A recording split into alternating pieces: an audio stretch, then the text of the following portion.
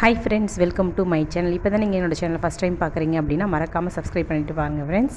இன்றைக்கி என்ன பிரேக்ஃபாஸ்ட், என்ன லஞ்ச் அப்படின்றத பார்க்கலாம். நான் எப்பயுமே பார்த்திங்கன்னா இட்லி சாம்பார் அதில் கேரட், பீன்ஸு, உருளைக்கிழங்கு, கத்திரிக்காய் இதெல்லாம் காய்கறிலாம் குட்டி குட்டியாக போட்டு தான் நான் இட்லி சாம்பார் வைப்பேன். அதில் நம்ம கடைஞ்சிட்டோன்னா பசங்க ஈஸியாகவே சாப்பிட்ருவாங்க. அதனால் நான் இப்படி தான் செய்வேன். நீங்களும் ட்ரை பண்ணி பாருங்கள் ஃப்ரெண்ட்ஸ். இன்றைக்கி ஒரு தத்துவம் தான். வாழ்க்கையில் ஒரு சில பேர்கிட்ட நம்ம விலகி இருக்கிறது ரொம்ப ரொம்ப நல்லதுங்க.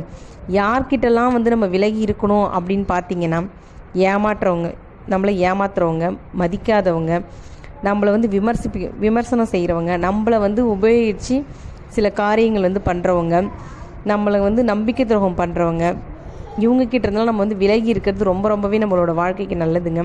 நான் அப்படி தான் இப்போ விலகி இருக்கேன்.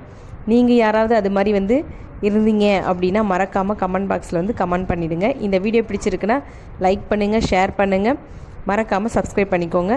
தேங்க்யூ.